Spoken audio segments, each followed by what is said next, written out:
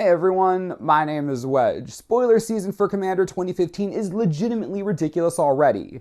We have a bunch of cards to show you today, and one of them is going to blow your mind, even if only for story reasons. You'll see what I'm talking about in just a second. Also, our exclusive spoiler for Commander 2015 comes out at midnight Eastern Time tonight. You'll want to stay up for it, you really will. We're getting a card the likes of which YouTube has never seen. Yeah, just pumped. Without further ado, let's get this going, and remember, if you enjoy our spoiler videos, please hit that like button. Helps us out, thanks. Sandstone Oracle is 7 mana for a 4/4 artifact creature Sphinx with flying. When it enters the battlefield, choose an opponent. If that player has more cards in hand than you, draw cards equal to the difference. I mean, yes. The fact that this is an artifact is amazing. Any type of welder strategy, whether it's Felden or Duretti, is going to love this card. Those decks go crazy and play out their hands relatively quickly. Something like this ensures they can keep their foot on the gas pedal. Very, very cool. Colorless card draw, this is something we've wanted for a long time. It's a great card. Also, we do have an Is It Sphinx commander on the way, so synergies, please?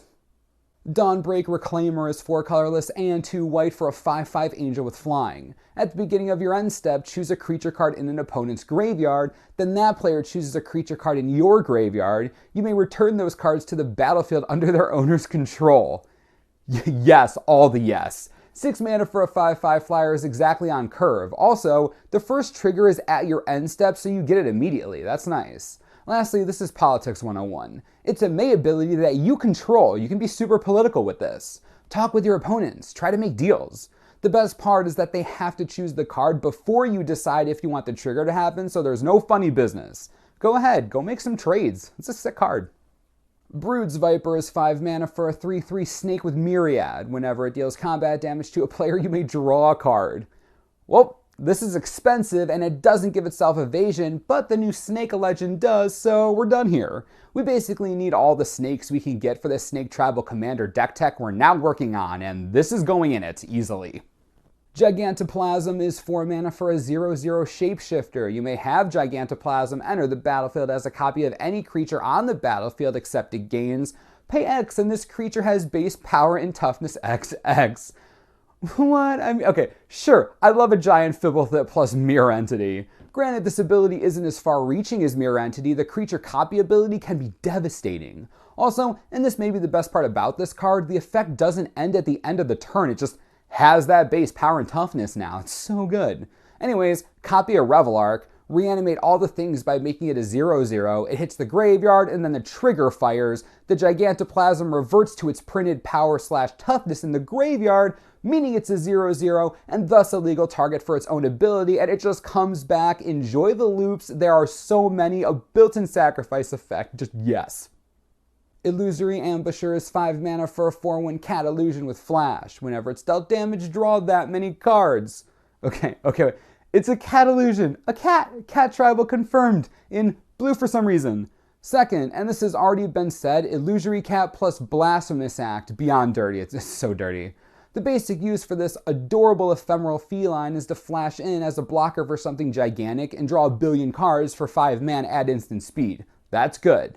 We have cards like Jace's Ingenuity, so as long as the cat draws more than 3 cards, you're way ahead of the curve. Loving this card. Who's a cute ghost cat? You are. Awaken the Sky Tyrant is 4 mana for an enchantment. Whenever a source an opponent controls deals damage to you, sacrifice Awaken. If you do, put a 5/5 dragon creature token with flying onto the battlefield. At first glance, not super excited about this, but if you can get some type of recursion, it's not bad. Especially in some kind of Starfield of Nick shenanigans. At that point, you're just trying to find the right commander for the job. It is 4 mana for a 5/5 dragon most of the time, but that's only after you've taken damage. Really torn on this. I'd like to hear what you have to say in the comments. Let me know how you feel. This card is weird. Dream Pillager is 5 colorless and 2 red for a 4/4 flying dragon. Whenever it deals combat damage to a player, exile that many cards from the top of their library. Until end of turn, you may play non-land cards exiled this way. What? Okay, this is hilarious. With the new Myriad mechanic in a 4-person game, you'll hit someone right with so many cards, so many options. Beautifully hilarious. If only it let you play lands. That's the buts. However, it is in red and it's pseudo card draw, so it'll probably see play. That's how badly the color needs card draw. Yeah, I'd run this. Deadly Tempest is 4 colorless and 2 black for a sorcery. Destroy all creatures. Each player loses life equal to the number of creatures they control that were destroyed this way. This is not Damnation. What is it? A wrath effect meant to destroy any kind of token or tribal strategy. By destroy, I mean utterly annihilate. Not only do they lose their entire board, but they'll probably lose what, 10 life? 15 life? Sometimes more? It's so brutal. Just put this into any deck running Massacre Worm. We good? Yeah, we good. Dread Summons is X and 2 black for a sorcery. Each player puts the top X cards of their library into their graveyard. For each creature card put into a graveyard this way, put a 2/2 black zombie creature token onto the battlefield tapped. This is insane for Sidisi Brew Tyrant. Easiest include known to man. Wow, this card's so sick. This will pull double duty. It can provide legit fuel or just make a pile of sack targets. So much fuel, so much value. You can also abuse the self-mill in something like Carador, also great in Lazav, but yeah, Sidisi for days. Ezuri's Predation is 5 colorless and 3 green for a sorcery. For each creature your opponents control, put a 4/4 green beast token onto the battlefield. Each of those beasts fights a different one of those creatures. Ezuri, what's up, man? You look a little Phyrexian? What? Hello? Halt the hype train. I had to make sure this was real, and it is. Check this out from Wizards of the Coast directly. Quote, as Mirrodin was transformed into New Phyrexia, the Phyrexian forces captured the elf Zuri. Following an excruciating process of transformation, what he would now call perfection, Ezuri became an angel of New Phyrexia's will. Well, crap. All you Ezuri players, yeah, how do you feel now? Seriously though, Ezuri is Phyrexian. That's so sick.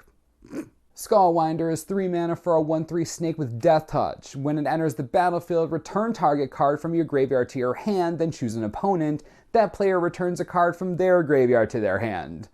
Okay. Well, first off, more snake, so yes to that. A card like this is perfect for an Animar-style deck. Bring back all the things. While you may be afraid of the opponent's recursion, a lot of the time they won't have much there. This also synergizes hilariously well with Deadeye Navigator, which we all know is the most broken card in Commander, so recursion for days. Great card actually, almost Eternal Witness number 2, arguably better in the early game. Vine Centaur is 4 mana for a 1/1 Centaur plant with Trample. A Centaur plant? Okay. It enters the battlefield with a +1/+1 counter on it for each land in all graveyards. Whenever a land is put into a graveyard from anywhere, you may pay double green. If you do, return the Centaur from the graveyard to your hand. Alright, Centaur plant is hysterical. Past that, I mean auto-include in Titania, obviously. This card is meant for that deck. I don't even care what else comes out in the green-black deck this time around. You put this in Titania and never look back ever. Do it. We're going to end with a spoiler that you really should see from the source. Tolarian Community College finally got a spoiler card. Go check out the video right here. Right here. It's worth it. Trust me. And because he's another YouTuber and a friend of the channel, I'm not going to say squat about this thing. Yeah, go watch the video. It's extremely well done. You'll enjoy it. All I'll say, the card is super pretty.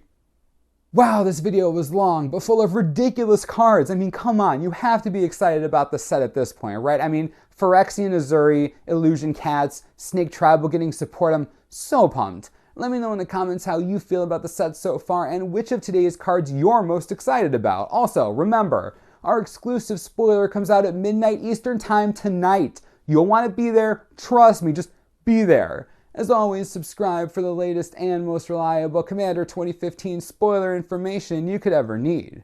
This is the Mana Source. I'm Wedge. Thanks for watching. We'll see you next time.